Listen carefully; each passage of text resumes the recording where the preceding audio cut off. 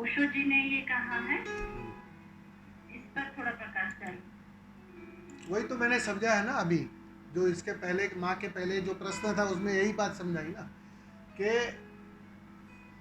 यहाँ तुम आए ही हो, इसलिए तुम्हें भेजा ही इसलिए गया है कि तुम अपने को जान लो, तुम अपनी पहचान कर लो। जन्मों जन्मों से बेहोशी के कारण चुक गए तुम। जैसे स्कूल में होता है ना, 5वीं कक्षा में तुम फेल हो गए, तो स्कूल क्या करता है, भाई बैठो इसमें ही, अभी अगले साल भी यहीं बैठो। वो 6वीं में भेजता नहीं है तुम्हें कि बैठो, पास होना पड़ता है, उत्तीर्ण होना पड़ता है। तो यहां से उत्तीर्ण होने की एक ही व्याख्या है कि तुम अपने को जान लो।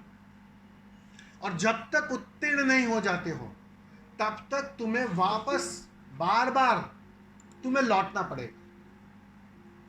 ये मजबूरी है,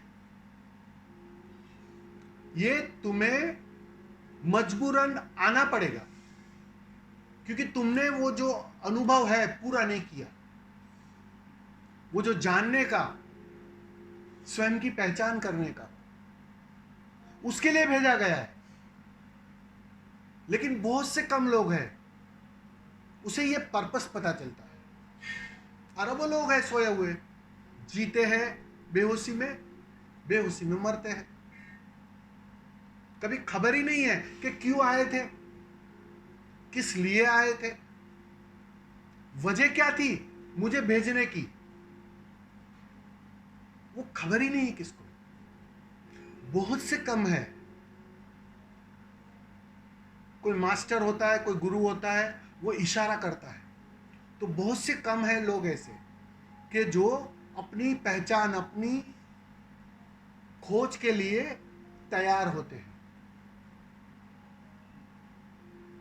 ये जब तक ना आ जाए, इसलिए गुरु को सर्वश्रेष्ठ कहा गया, ऊपर रखा गया, क्योंकि वो तुम्हें मूल्यवान से मूल्यवान चीज,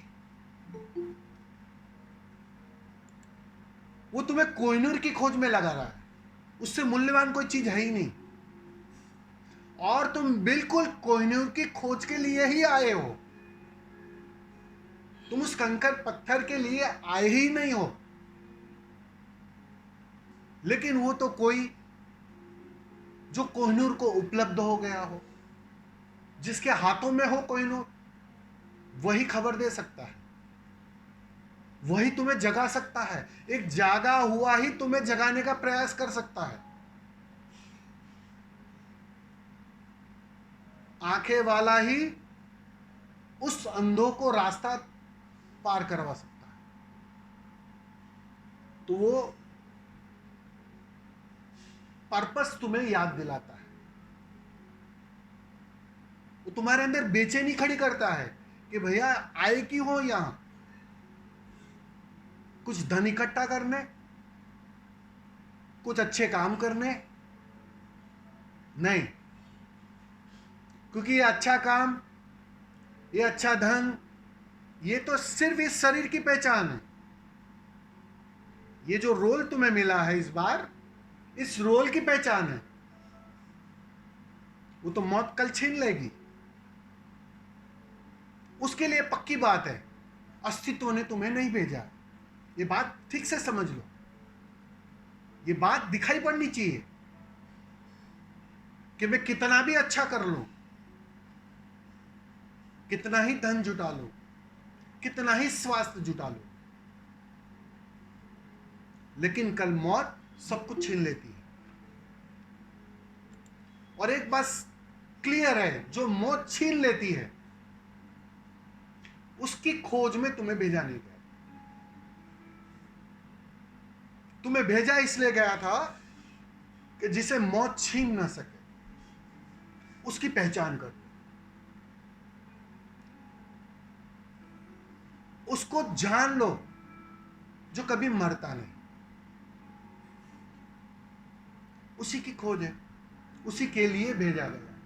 इसके अतिरिक्त और कोई कारण ही नहीं है कि तुम्हें यहां भेजा गया है। तुम जान पाओ जीवन भर इस कारण को तो शुभ बात है, लेकिन ना जान पाओ और वही बेहोशी में जियो और मर जाओ तो भी तुम्हें कोई पूछने वाला नहीं है। वो जो सही दिशा है, सही मार्गदर्शन है, वो तो कोई जागा हुआ ही दे सकता है। तो वो इशारा करता है कि तुम जान लो तुम किस लिए आए हो, क्या पर्पस है, क्या गोल है। अपने को जानना, बस इसके अतिरिक्त और कोई गोल ही नहीं है और कोई पर्पस ही नहीं है। और सारे धर्मों ने इसी की फिक्र ली है कि कैसे कर मैं जान लूं कि मैं कौन। इसलिए कहा है ऐसा कि जब तक अपने को जानोगे नहीं तब तक वापस आना पड़ेगा। और इस वापस आने को तुम किसी अच्छी बातों से मत जोड़ना, वरना नई भ्रांति खड़ी हो जाएगी। ये तो मजबूरी है। कैद खाने में मजबूरी में जाता है आदमी, पिकनिक मनाने नहीं। पिकनिक मनाने मत आ जाना, ये तो कैद खाना है। इसीलिए तो मोक्ष को, समाधि को हम मुक्ति कहते हैं। मुक्ति क्यों कहते हैं? इसी के कारण कि तुम जो जी रहे हो फिर से भेजे जा रहे हो, वो बंधन है, वो कारावास है। कारावास को घर मत समझ लेना, वरना चुक जाओ। इस बार भी चुक जाओगे। तुम्हें भेजा ही इसलिए गया है कि जान लो कि ये कारावास है और उससे मुक्त होना। और उससे मुक्त तुम हो ही तब पाओगे तुम्हें जिस दिन अपनी पहचान होगी। इसलिए इस पर जोर। ठीक है मां, धन्यवाद।